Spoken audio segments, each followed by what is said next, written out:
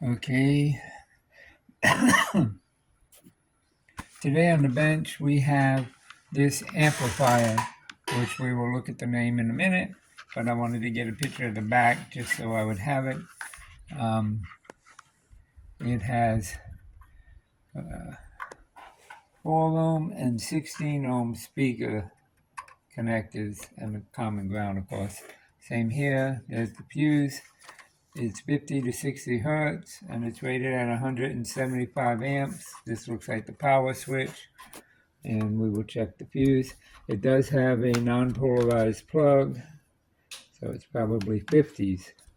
Okay, let's look at the fuse and see what we got in here. Well, the fuse is good, and it is marked on the other end. 250 volts on that end, so it's marked on this end. See if I can get that. Oh, I got it off. Okay, it is it's a bus A5, AGC5. So it's a 5 amp fuse.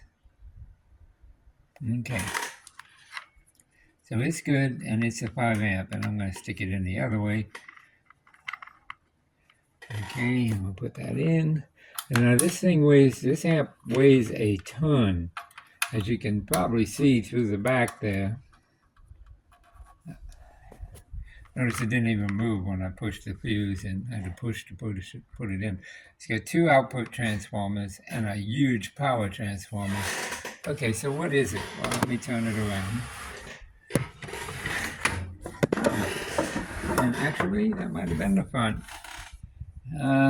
This is the input. We got a left and a right input. We also have a bias set, 1.56 volts, left preamp power, and a right preamp power, same thing, bias set, 1.56. It's made by Dynaco company, and it was made in USA, Philadelphia 4, Pennsylvania. Isn't that interesting? Circuitry patented. And over here we got the name of the model. It was modified by Frank Van Alstyne, so I don't know what he did to it, but it's a Dynakit Stereo 70. And yeah, that's what it says on this cool little tag. So let me get the top off and we'll take a look at it. The case is in pretty good shape. Apparently there was a handle or something here on the top, or somebody drilled holes through it. But yeah, in pretty good shape for its age. Okay, hold on. Okay, here it is. So we got some big old tubes here. EL34-B is this one, and this is EL34B, different company. So the output tubes are EL34Bs. It has what I think is a 12A X7, but I'm not sure. No, it's a 6U8. 6U8A. Those are the preamps. Okay, it's got 2 of them. Excuse me.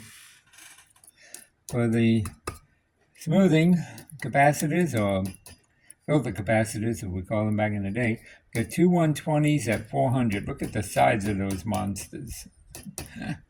And then these, turn it around and see what they are. Okay, there we go. There, I'm going to take one of the tubes out. It's tied in there, don't break. I want to come out with one hand. Okay, let's try my other hand. Yeah. Alright, so now we can see it. It's got a 330 at 500 volts. And the black is the negative. This one's bubbled, so it's most likely bad. I imagine they're all bad. But 330 at 500 volts DC. And then it has 2 little guys here some more filter capacitors. The other capacitors are probably fine, these brown dot capacitors. And I can't see what those are. There we go. Yeah, 160 at 82 volts. And so that's the capacitors that I'm sure got to be changed, especially that one. I'm hoping that didn't hurt nothing. So the main thing now is take the tubes out, get them out of the way, and check these coils, these three transformers, make sure they're fine.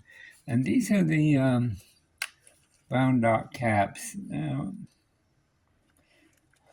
Yeah, 0.1 at 400 volts. There's 4 of those. They all seem to be about the same. Yeah, 0.1 at 400 volts. And then we got some surface mount components. Now, it did say that this had been reworked, and you can see there's something missing here. So, what's in there now is diodes, so that might have been a rectifier tube, and that's probably what was reworked. So anyway, let me try to find a schematic on that. Oh, we got Dynaco output transformers. Nice.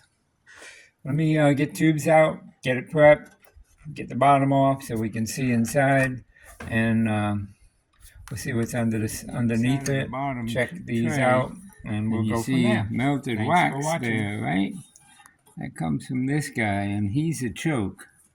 Just got 2 wires, so it's a choke coil going to one of the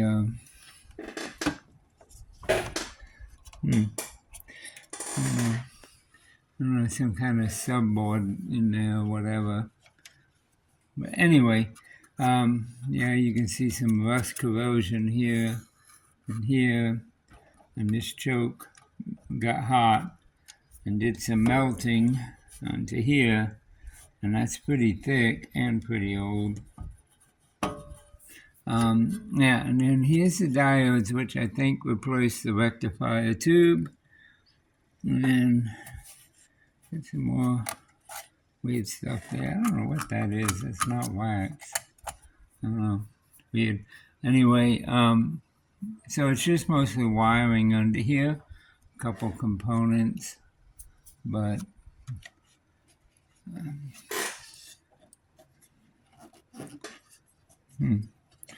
okay, so let me see if and there's a massive power transformer.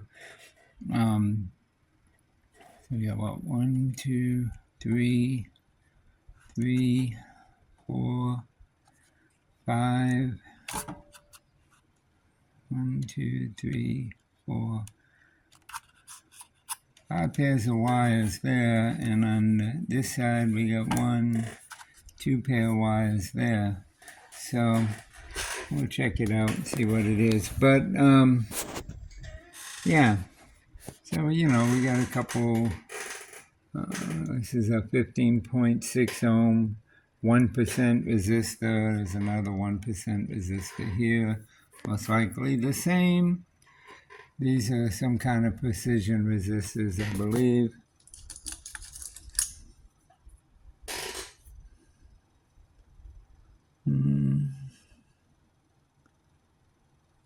They're made by Dace.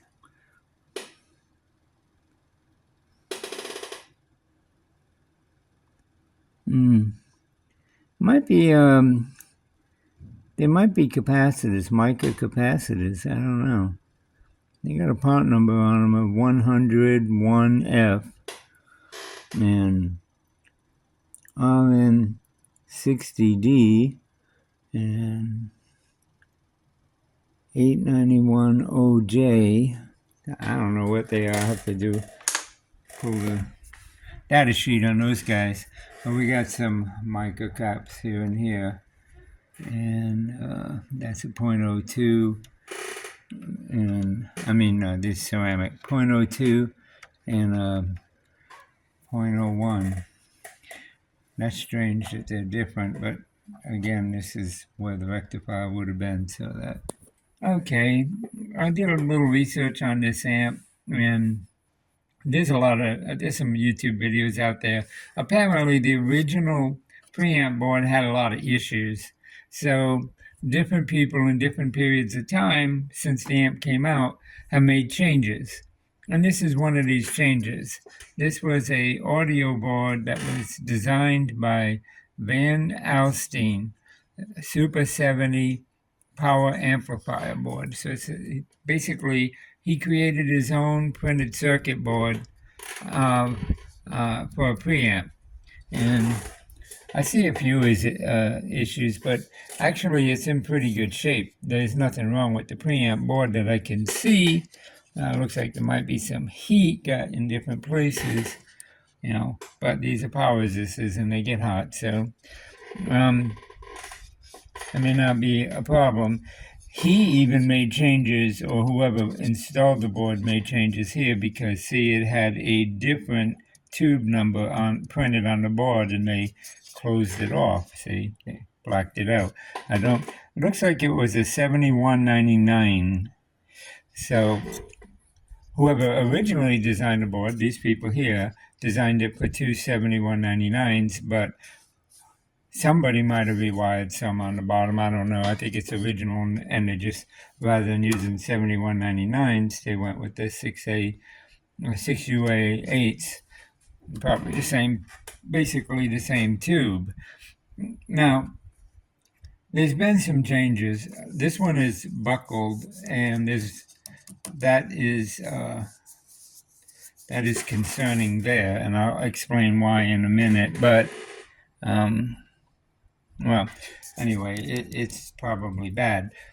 There was an original rectifier here, like I had said, and they changed it out for diodes, right? They made a bridge rectifier out of diodes, and that's fine. That's great. You don't have to have a rectifier tube. But there might be some issues on this board because of this bad capacitor, and it might have hurt this output transformer, but we'll have to find that out. Let me show you the original. Okay, here's the original, and this is directly from Dynakit. This is their manual. Apparently, Dynakit was a lot like Heathkit, hence the word kit, right? And so they created these amps, numerous versions. This is one of the older ones. And you would buy them as a kit and assemble them yourself. And the reason it's called 70 is because it's a dual output 35 watts per channel. So 35, 35, 70 watts. Here's the actual original part numbers that Dynakit used for the transformers, the outputs A470s, PA060 for the power transformer. And here was the rectifier tube. It was a GZ34 or a 5A-R4, which is the same tube. That's why they have the slash. They're just identifying it both ways. Same with the EL34s, which we're familiar with today. They were the same as the 6CA7. There you go. There's the 7199s that were in the original board. And that's what they blacked out on here when they switched over. Now, what you will notice is there's a big filter capacitor can, and the filter caps were in this can originally. This board is the size of this cutout in the chassis, and these are the black caps. Company made these capacitors. They were sealed plastic caps, but they were notorious for going bad and leaking. So this preamp had a lot of problems with those caps. And so numerous people throughout the years have developed or changed out this preamp board with a more modern preamp board. And that's what was done here. Now, this isn't the most recent iteration of this board. This one is close to the original, but it still has a lot of proprietary changes. So, it's got the brown drop. So it's not that old, but you can tell by the size of the caps and the values that it's been a while that this was designed. And it'll last for a long time because it's all really good components other than the caps, electrolytics. Now, here we had that capacitor. It's gone. And this tube has been replaced with diodes. And this is the bias potentiometers. They're still there. They were to bias the output tubes and to bias these, the 1.56 volt preamp outputs. And so these were used for an external device. We don't need to worry about that. The owner is concerned with the amp. So the inputs came out in here and the speakers come out the back, and this was just external devices that could plug into it. Now, in the reiteration later on, this mono stereo switch was totally taken out of circuit. On this one, it's gone. You see they took it out. They just put a piece of plastic in there. So because who's going to want mono, right? You got stereo here. So anyway, and it drives 4 ohm and 16 ohm speakers. So it's stereo. And hence 2 caps, 2 output transformers, 2 sets of control resistors and circuit, right? Everything's double for each channel, and the tubes, everything is stereo. So you wouldn't want mono. But back in the day when this was made, people still had mono phonographs, record players, right? Record changers, and they were mono. So you could plug them in here in one or the other channel, it didn't matter which, and switch this to mono, and it would basically connect the 2 preamps together, and it would run the signal into both channels, and they would go through both sides, and you could play your mono record changer or whatever, an AM radio, mono AM radio, mono FM radio, whatever you wanted to run through, you could run it through there. You might have needed some other stuff. This is interesting. This was the price of this. I'm assuming that's the price of this manual, which is amazing because it's 18 pages long, and it would have been a paper manual. It's been scanned to PDF. And here you go. Here's the specs. Power output, 35 watts per channel continuous. So that's pretty good. 80 watts peak on each channel. It's a nice amp. Okay. Frequency response, 10 cycles per second to 40 kilocycles, or 10 hertz to 40 kilohertz. That's quite a frequency response, right? When humans with perfect hearing, which don't exist, could only hear 20 to 20K, and this is 10 to 40K. So, I mean, that's pretty good. Harmonic distortion, or dB, not distortion, separation between channels is plus or minus 5 dB. That's the tolerance of each channel. Power response, 20 to 20K within 1 dB of 35 watts or less. So there's, and 1% distortion. So there's your actual output power. Okay. And intermediate modulation distortion between the components is around 0.5%. That's pretty good. It can be less than 0.05% at 1 watt and 1% at 35 watts. So, 0.5% across the normal listening. Hum and noise, inaudible, better than 90 dB below rated power. So 90 dB down is very good for noise. That's the noise floor. The noise floor is the bottom of the noise signal, right? But the audio signal would be way up here, so you wouldn't hear the noise floor, and that's what the minus 90 dB down means. The impedance was 4, 8, 16 ohms each channel, so it does do 8. I didn't see that in the back. It says 4 and 16 on this one. But anyway, and then, minimum channel separation, you got 55 dB channel separation. That's pretty good. So that deals with bleed over from one channel to another. So if you had somebody singing on the left channel and somebody playing a violin on the right channel, say, on the right channel, the singing would be 55 dBs below the violin, and vice versa. So you wouldn't hear it. That's pretty good separation. Power consumption, this one's saying 190 watts at 50, 60 hertz or cycles per second. This unit says on the back 175 watts. So this one may have came out before this actually was updated. You know, this one might have been an update or something from the company. And there's the tubes, 4 EL34s, which this has, 2 7199s, and they've been replaced, and then the selenium rectifier. Well, both of those have been replaced. The selenium rectifiers are no good. They have to be changed. They're too old, and they're dangerous.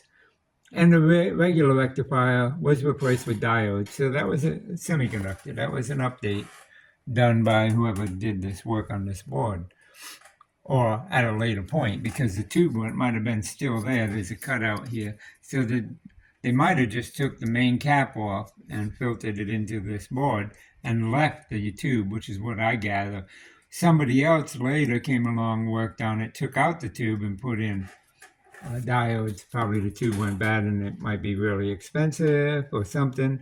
And so they said, hey, let's just throw some diodes in there. That's fine. The chassis is nickel plated, chrome nickel plated, so everything has got to be bolted down. You can't solder to it. And then here's the assembling, well, the information about the amp, but also how to assemble it, because like I said, it was a kit. So these people would assemble it, and there's the mechanical assembly. This is how to do the soldering and how hot to let the solder go to flow and all of that. So they had to actually put together the, well, mainly solder all the wires. Now the preamp board, I assume, was already soldered together. So, and this is just basically it. Now we get to the schematic, and this is the schematic for each channel. The left and right channel are identical, and so you know, you see it there. And there's the 7199 preamp and the two outputs. It was push-pull EL34s, and so they're in a push-pull configuration through the output transformer. And then there's a yellow, I guess that's orange. So you got, you know, a 16 ohm, a 8 ohm, a 4 ohm, and a common output. So apparently it does do 8 ohms, or it did on this particular one. And this is the other channel. So if that's the right channel, this is the left channel, whatever, same thing. These capacitors, these 47K ohm resistors, 47K ohm resistors here and here, you know, it's the asterisks. They're matched 1%. They're both 1% resistors. And that's really cool. I mean, that's pretty cool for when this was made to be that precision. All these other resistors are 20%, you know, maybe 10, some of them might be 10, but that one, those were 1% resistors. Okay, then you have your power supply, connecting the power supply here, and there it is. So you have your input power transformer here, and the AC comes in here. Here's the rectifier tube. It was a half-wave rectifier. Actually, looks more like full-wave, but I think it said it was half-wave. And then anyway, here is the selenium rectifier. Okay, and I don't know if they have a picture of the bottom on here on this particular one. I don't see any. The parts list. Oh yeah, right there. Okay. Well, you can't really see it, but this is the selenium rectifier right here between these two potentiometers. This is the bottom of the original board, and you see it says Dynaco, and it's got the 7199 printed for that tube, patented. But this is the board that has issues, mostly because it was the components, not the engineering. And there's a selenium rectifier. You get to see a drawing of it there. So that had to go because those things, they not only can short out, but when they short out, they release a gas that seriously stinks. It'd be like having a skunk running around in your house. Poisonous gas too. So they had to be replaced. So I think that was done at a later time. Somebody changed the output tube, the rectifier tube rather, and in the process they decided to change that. The other change was these capacitors here, these 50 microfarad capacitors, were originally under the chassis. Now they're on the board. Okay, so, and the board's rewired, so the values are different. So that's changed. And again, the capacitor has been changed. So right here, the capacitor has been changed. So it now is on the same new board. All right, and let's see, what else can I tell you? Oh, here you can see another picture of the original board with the two tubes. But you see in this one, they have the 6BL8s in there instead of the whatever it was, 1799 or whatever. And this was a different capacitor. You notice it's not a can. So apparently they made changes to the amp over time. Dynakit made some upgrades to the amp, and they changed the metal can for this plastic can, and so they changed the tubes. Okay, they updated the tubes and put stickers down. They also changed that expensive rectifier to the 5A-R4, which was the alternate version of it, and they put a sticker down for that. You notice there's no stickers on the other tubes. So this is where they made the change. And you can find this picture on DIY audio projects. Okay, so that's the actual change, and this is more pictures of the same schematic. And it's pretty much the same. You still got the same resistors there that are 1%. So this board is the original board. The only difference is it's got different tubes in it, but it's pretty much the original board. Well, like I said, I didn't find, doing a Google search, I don't know if I still opened it, I didn't find this particular board that's in this unit, but I did find, where was it? That was someone updating the original. Here, this replacement board. Hi, I'm Steve.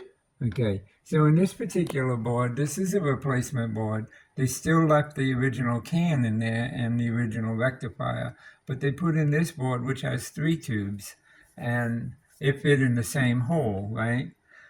And in this one, though they left the switch, it's disconnected. They changed these to switch where they were the bias for this. They're no longer in this board situation for that. These are the bias controls now for the output tubes, power tubes. So what they did is they made use of these 2 holes in the chassis and put in these toggle switches. And what those toggle switches do is they tie the plate to the screen in these pentode tubes, turning them into triodes. Because these tubes will work good as triodes, actually really good as triodes. So this was a way you could leave them in pentode the way they were, where the screens had a different voltage than the plates, or you could flip them into triode mode, tie the screens and the plates together, and they became triodes. And in a lot of modern guitar amps, they use as triodes. They're not even used as pentodes. So, they could be either way. They sound great both ways.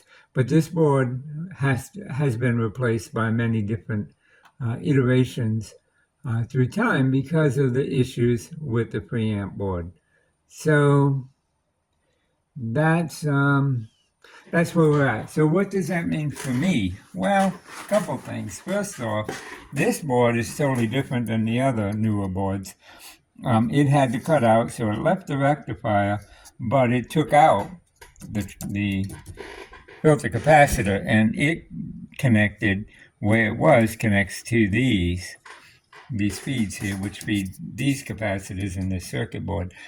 I don't have the schematic for this. I could take time reverse engineering it, but there is no reason for me to do that. I'll check the resistors, make sure they're still functioning, check the caps, make sure they're still good, change these because they're not good. And, I'm not going to worry about diodes. That's great. I'll just make sure they're good. And that should be it. I got, check the tubes, make sure the tubes are fine. So what I'm going to do with this, how do we start out? Well, the way we start out is we check the transformers, because those are the showstoppers, right? If this guy that's about to blow up on the top here, I don't know if you can see that. Can you see that? Yeah, you can see that, how bubbled it is. If that guy took out this transformer, that's going to be fun. Now, these parts are still available. There are people who still sell kits, these kits. They're actually remanufacturing these kits because it was such a popular amp. So it might be possible to replace the transformers, but I would assume it'd be very expensive. And so, them, and see what we get. So we get the power switch here that turns on, that sends the power to the input of this. So the first thing we can check, well, we can check it on the bottom, but we can check it from here.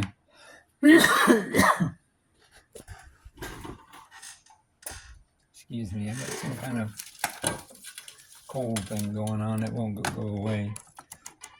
So if we take our probes here, if I can get them out of there, there we go. We can connect them right to the line cord here. I love working with one hand. I try using tripods, but I move around, you know, and tripods are just a pain. I apologize for the shakiness. I do have a shake assistant on this. Okay, so right now we're seeing nothing. If I flip the power switch, there you go. So we just checked the input of the power transformer, and it's fine. It's at 2.5 ohms. So you can check it that way, as long as you got a good fuse, right? And you get the switch turned on. Let me get back to the schematic here. So we just came in here through the diode, and we checked this coil. Now we got to check the secondaries. So you notice you got, well, you got 2 brown going here with a center tap, and then you get 2 white, a red and a red with a yellow and a red with a blue, a center taps off this transformer here, and then up here you got 2 greens with a center tap off a capacitor. Both the center taps are off a capacitor.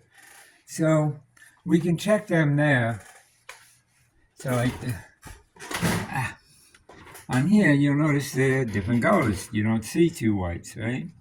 So we got to check them in a different way. Well, since the tubes are out, we can check them by the colors that are wrapped together, and that's a good starting point. So we got 2 greens here wrapped together, right? That's coming right out of the transformer. I can hook on there somehow. Let me move that green a little there. And we come here. We got 4 ohms. Okay, so that's on plate screen on that output tube, and we can do the 2 browns here, which would be the other output tube.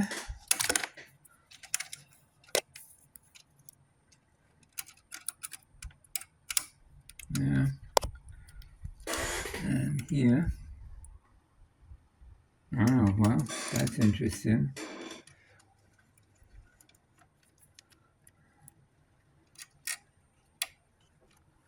All right, we got an issue here. We got 0.1 ohms on the 2 brown wires here.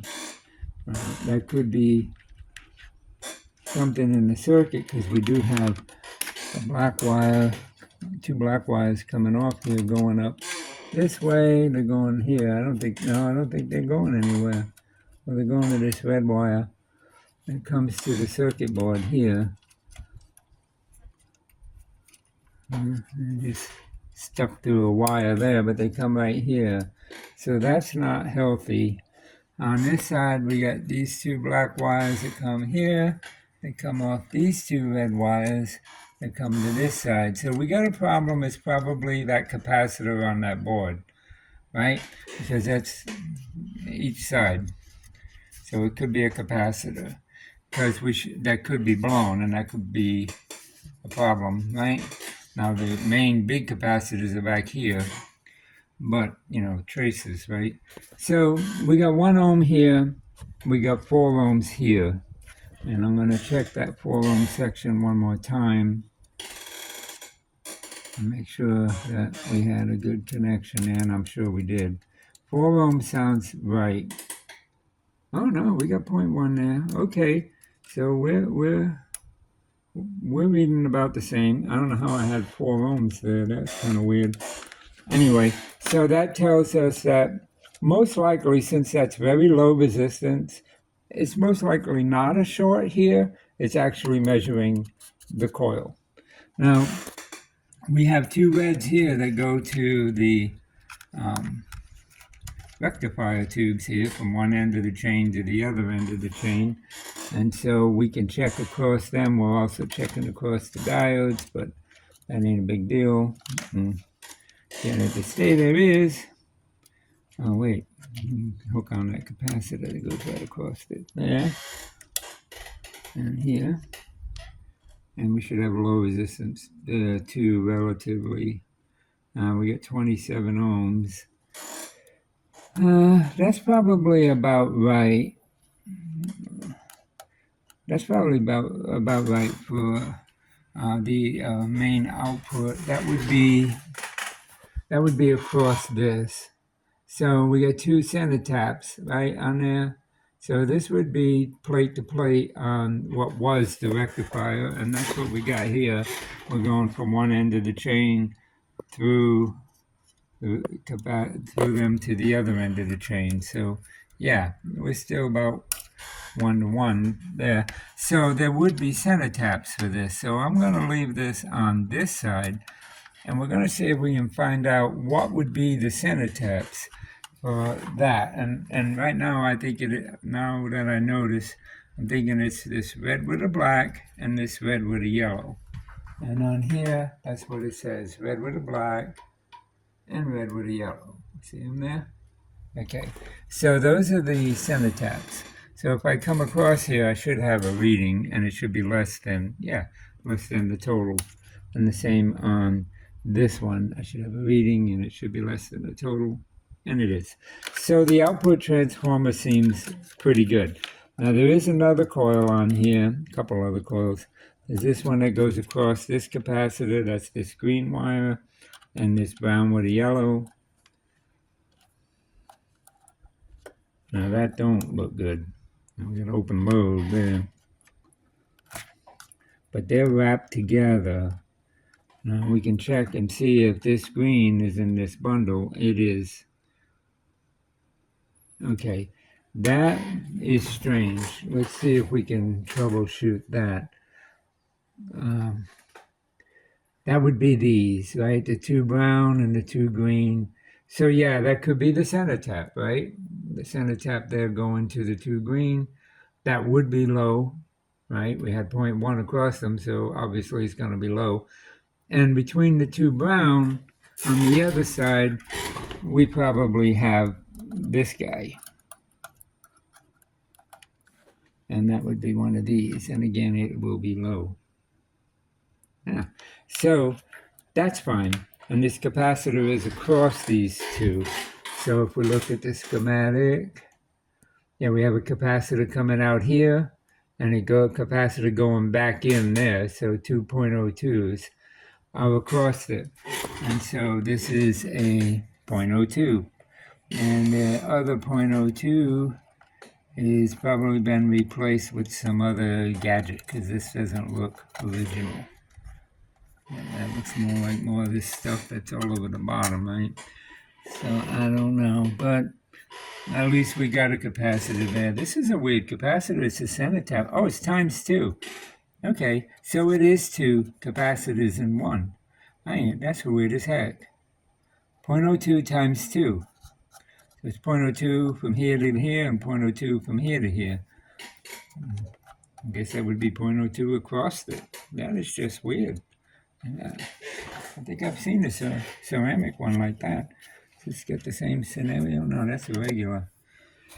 Okay, so we checked the reds, the greens, and the browns on the output side, which is pretty much all of them. The only other thing on the output side is this braided wire here that's coming up here, and I don't think there's anything in this thing. And I don't know what that would go to. So what we're going to do is pop this off and see if we can figure it out. If it goes to any of this, we have those red with a yellow. So it connects to that, connects to the reds. So what it's doing, I don't know. That's on here. I don't quite understand what that braided wire is, but whatever it is, it's connected to the reds. Oh, it could be this wire going to, that went to the, yeah, that's probably it. Went up here to the selenium rectifier at one time, which is now gone. And so there's probably a diode in here. And this was probably for the selenium rectifier. I don't feel a diode in there, but there could be a small diode in there. Or it could be coming off that line somewhere. I don't know. That might have went to the selenium rectifier, and either there's a diode in there, or maybe they took it completely out and said it wasn't needed based on the circuit of the new board. I don't know, but it's not an issue, because the selenium rectifier was here in the middle. That means this was added. This is not in the original. That was a selenium rectifier. So the output transformer the power transformer checks fine. Now for the ones that would probably be an issue, and that would be these two, well, the two output transformers on the top. But while we're here, let's check this choke. And you see it's twisted around these two going to that board. See if I can get in there. One goes there. This is where I do need a finger out of the way. And I could use a tripod for this, but see if we can pull it off, and if I can keep the camera where you can see the probe. Probably not. Where the heck is that hole? Oh, right here. Okay. Okay. So I lost it again. It's to the right of that. Oh yeah, it's right here. Okay, and here. And all I can do is tell you we've got some kilovolts across that, 57 kilovolts. That choke may be bad. If I'm making the right connection, try one more time. There we go, 62 ohms. Okay, so the choke's fine. So we've checked the power transformer and we've checked the choke. The next thing, aside from the circuit board, is the output transformers, and that's these guys here. So those are easier to check, right? Because you can get to them. So probe around with this and see. Okay, we got a signal here. Oh, sort of. There we go. 0.01. Okay, and here, 0.6. And here, 0.6. So we got 0.6 from one side to the other side. 0.01 would be the inputs. That don't sound good. Let's check this side and do a comparison. We know what we got there. Let's see if we're in the same ballpark here. So if we come to, where's the other wire go? Okay, let's see why it is. Oh, here it is. Here, 0.9. Here, 0.4, and here should be about 0.4, 0.6. That's good there. Let's look at those. Okay. So we were checking across these. Yes, they're all tied together, right? You got your black ground. So we have continuity between all of them. So the output side is good. Now to check the input side, we would go from the screens, which these basically one loop apart here, a couple loops apart, but we would go from there to there. We would go from the screen to the plate. Same thing here, from the screen to the plate. The screen is 4, the plate is 3. Let's check those. So if we come 1, 2, 3, that's these wires here, and here,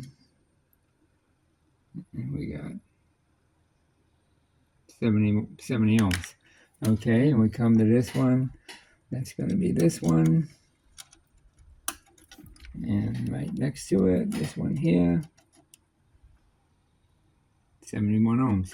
So, great. The output transformers seem fine. The only thing we didn't check, and we could check it, would be screen to screen, which would be this little bit in the middle. Now, of course, you know, we got this thing. It could throw our connection off, but not likely because the screen's dead end. They do come back, but you got resistance and capacitors here, you know, so screen to screen, 4 to 4. So we'll try that. So 4 is this guy. And over here, 4 would be this guy. And that should be almost 0. No. And not on 4, get on there. 1, 2, 3, 4. 1, 2, 3, 4. Now that's weird. That's really weird. So from here to here, we got 143 ohms. That sounds way too high. Let's check the whole resistance, plate to plate, 3 to 3.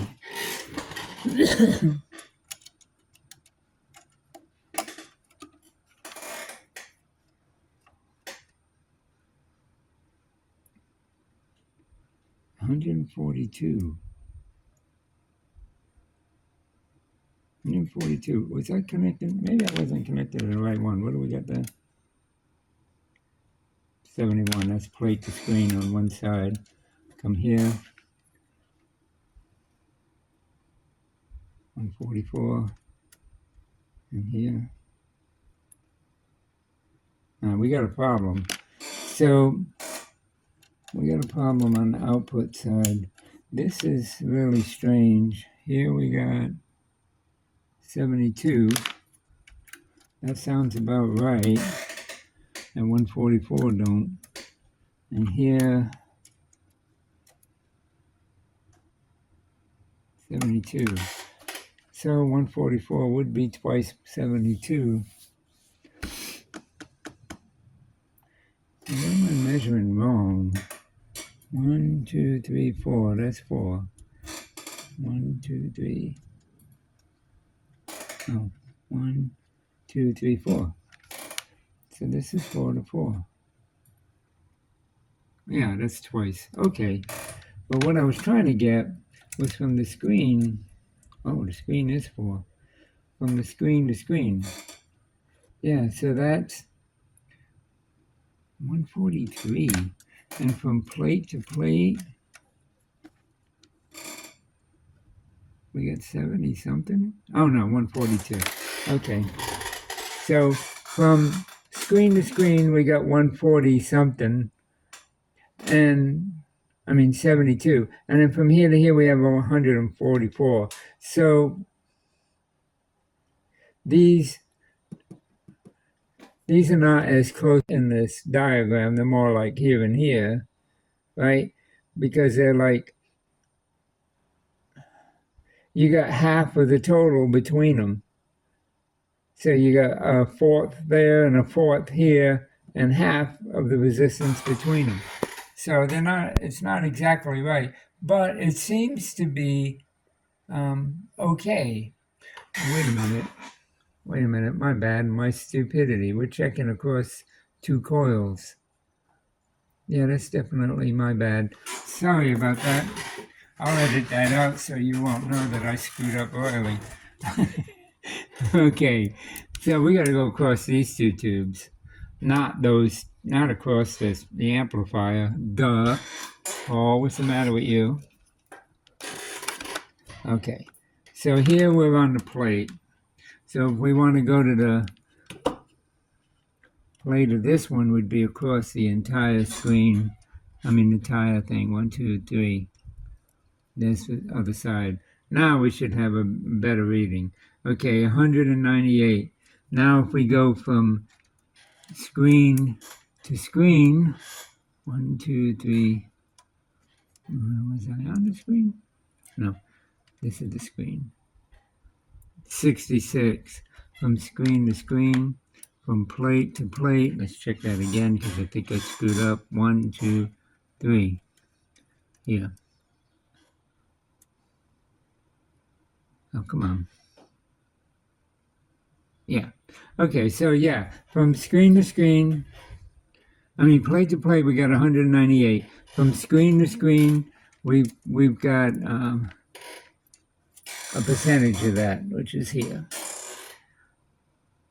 No, okay, so about a third, right? So from screen to plate, we should have less.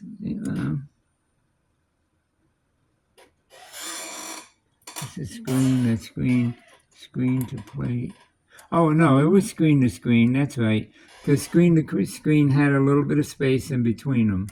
So that was the difference, 66. Now screen to plate would be a little less than plate to plate. So 128, and plate to plate,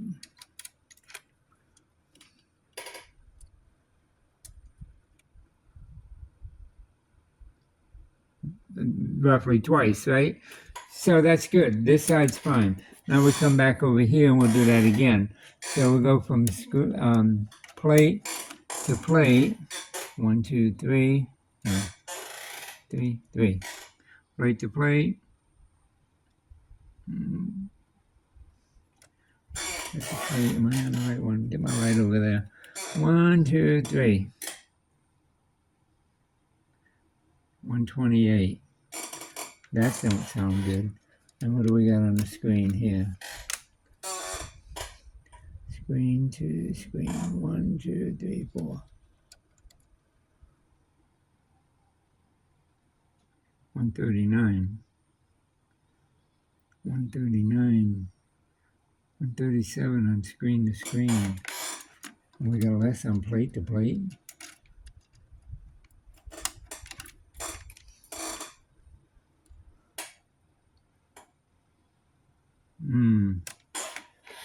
That transformer may be bad. And if we go screen to plate, 66, well that don't seem bad. And go from this plate to this screen.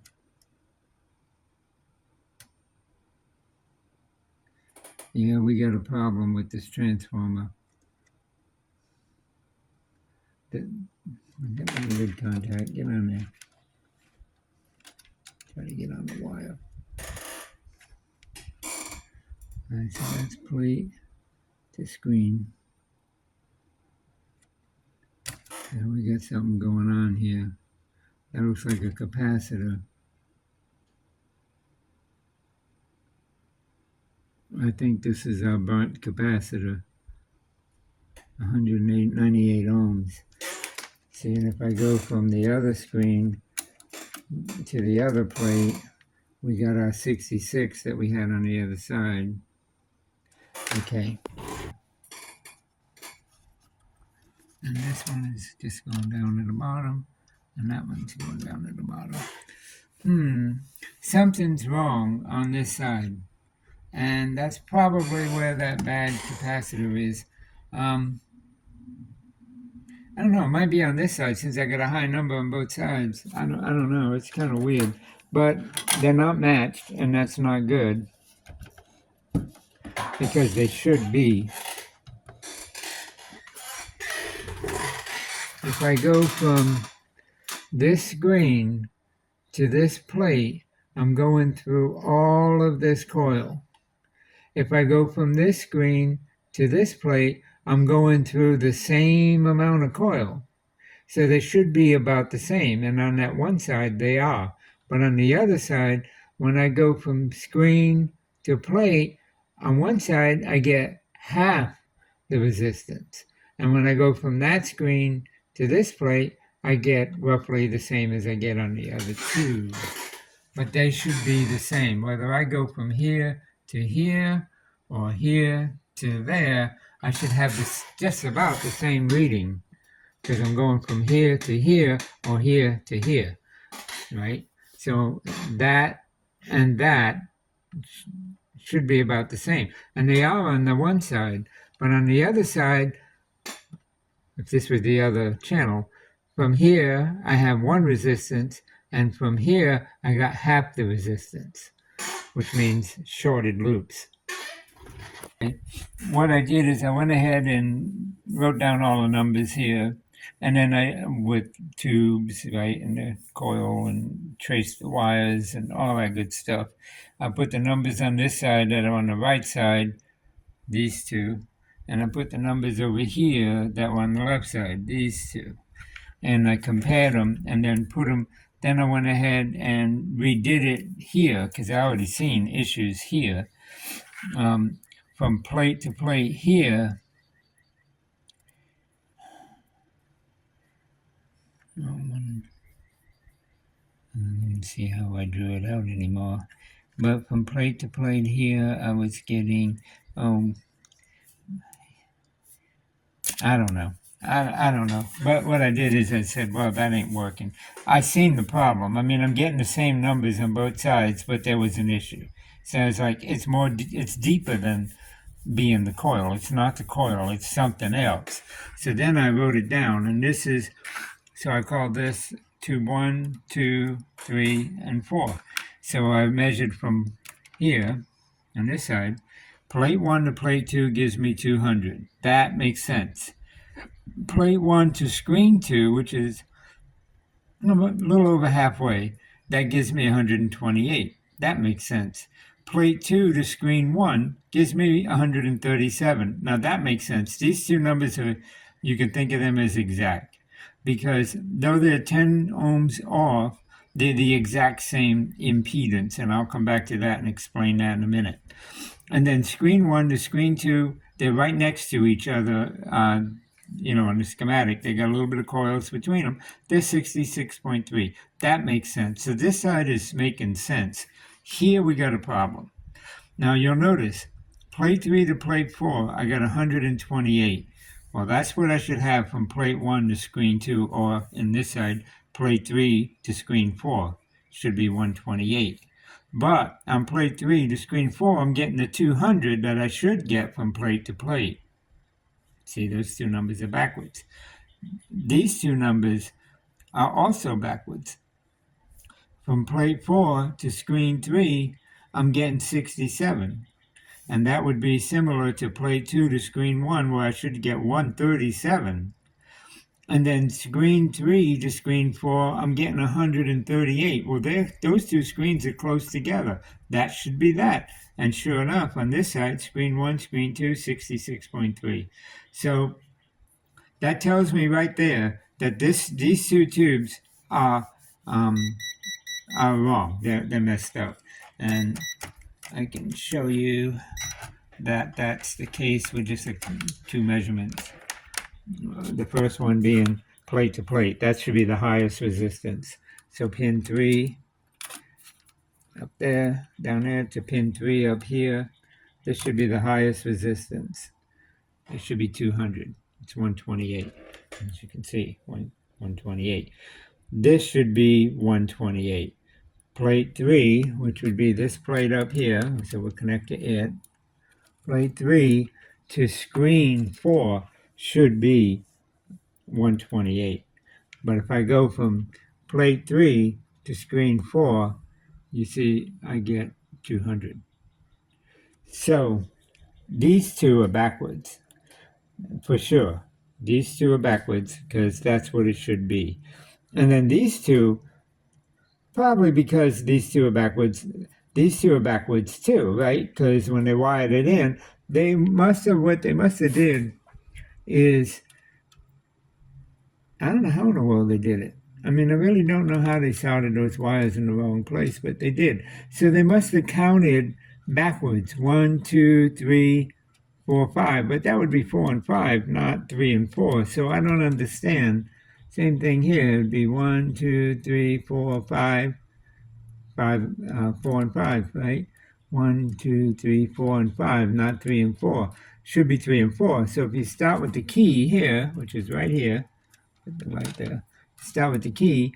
There's 1. Now in this, 1 and 8 are tied together, so that's easy to see. Same here. 1 and 8 are tied together. Same on these. 1 and 8 are tied together. You notice 1 and 8 are on the outside up here. 1 and 8 tied together. Again on the outside. Over here, 1 and 8 outside. 1 and 8 outside. Okay, so if you come from 1, so 1, 2, 3, that's your plate, right?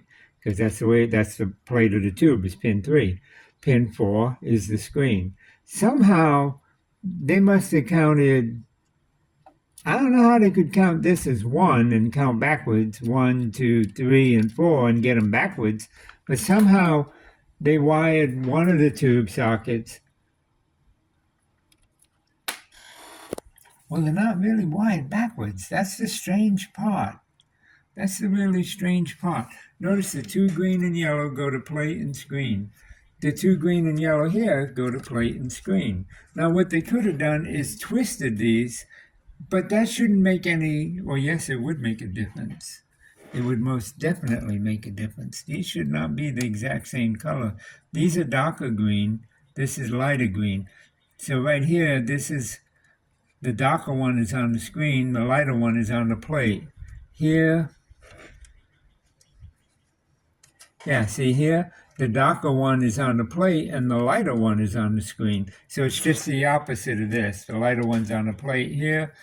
The lighter one's on the screen here. Now what about the other 2 wires?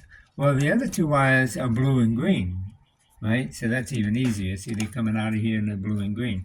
So here they got blue on the plate, green on the screen. Over here, they're also blue and green. And they got blue on the plate, green on the screen. So those are right. These 2 are right coming out of here. But these 2 are backwards. And that would do it. So if we called this the plate, because it's wired backwards, we called this the plate and this the screen, that would turn this into what was screen 4 is now plate 4, and what was plate 4 is now screen 4. So if we come over here, and what's plate 4 is now screen 4, S4, and what is screen 4 is now plate 4. Now we have plate to plate at 200, plate to plate at 200. Plate 3 to screen 4, 128. Plate 1 to screen 2, 128. See what happened? And then down here, this is a little bit more confusing, but this would be plate 3. Wait a minute, no, this is 4. Plate 4, and this would be screen 3. So this is the same. Plate 4. Well, no, plate 4 would now be screen. This would be the screen. So screen, this would be screen 4 to screen 3, 67, which would be the same as screen 1 to screen 2, 68. So that would be screen 4 and screen 3, 68, just like screen 1, screen 2, 63. That makes sense. And then here we got screen 3 to screen 4, 138. Here we got, so those 2 are reversed. These 2 here are backwards. Why that happened, I don't know. I don't know why they unsoldered those. They didn't do anything here. Couldn't have been that way from the factory, but it is that way now. And anyway, this comes up here, and it also has this wire here that comes here, and that wire goes directly to that capacitor.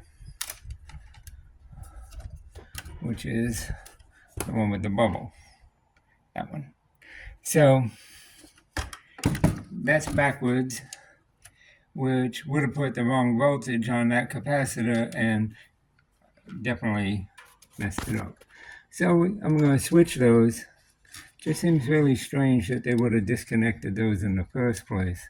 I know these are right because I'm getting the right readings here, and they go to the other coil, and they also go to the same capacitor through this wire here,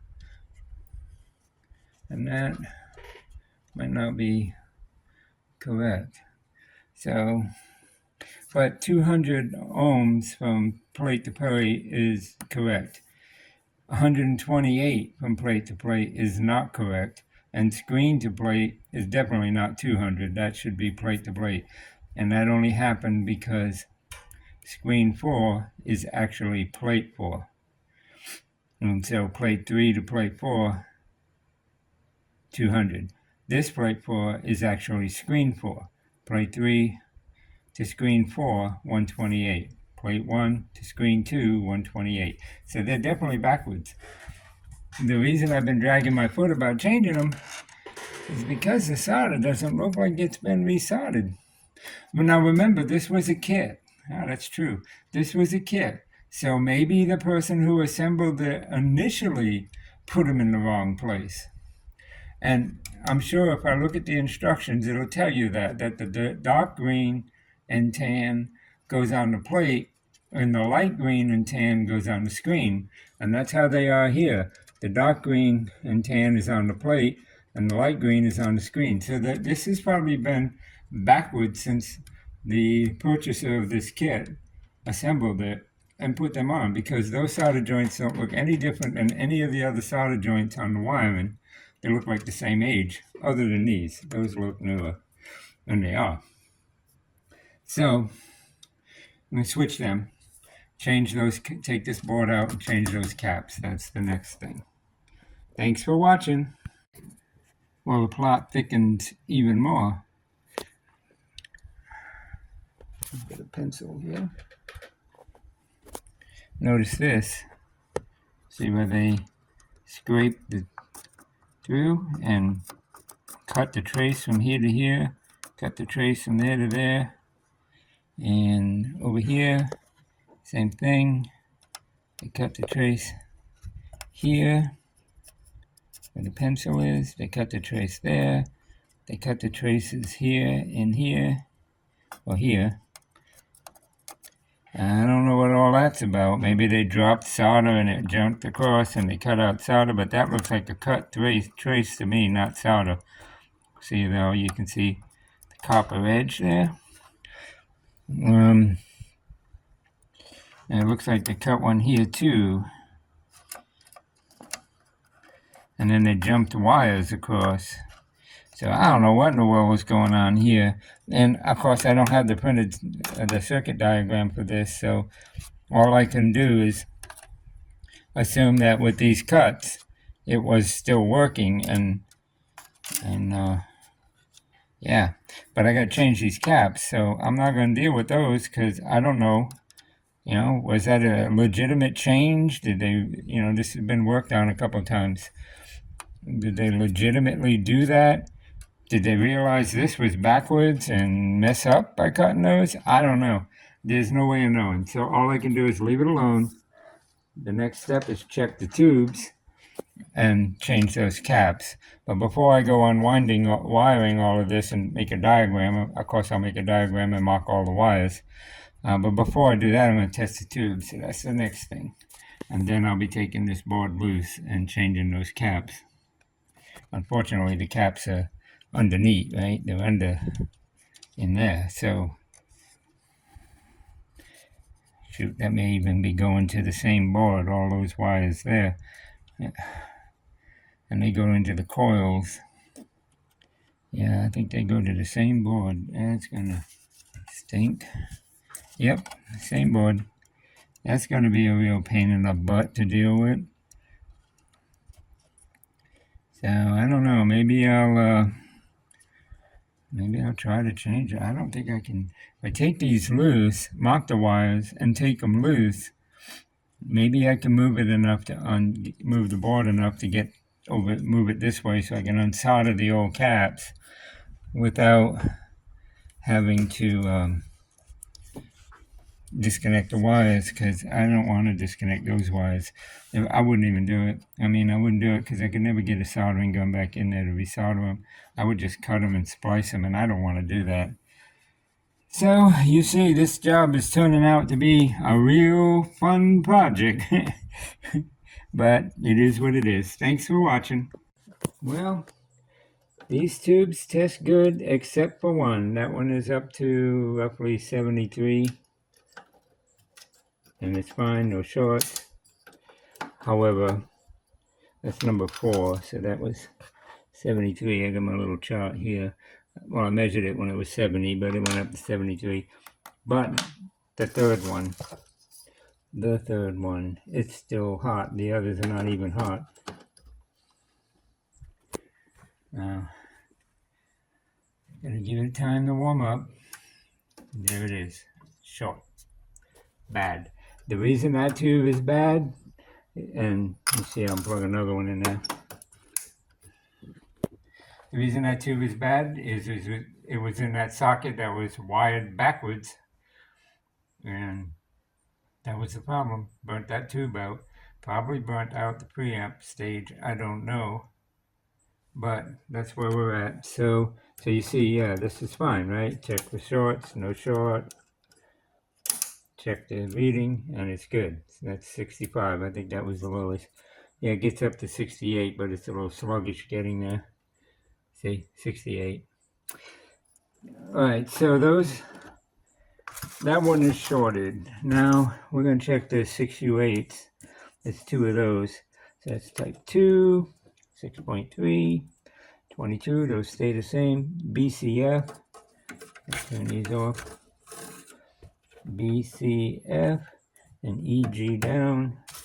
And those are 9-pin tubes. Oh, my little number came off this one. This is number 2 on my paperwork. Let's see how he does. See, he's lighting up nice.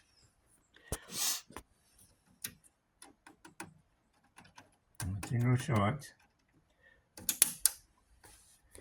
Okay. So he's doing good. 72. That's really good. No shorts. Okay, so number 2 is 72. Now we'll check number 1.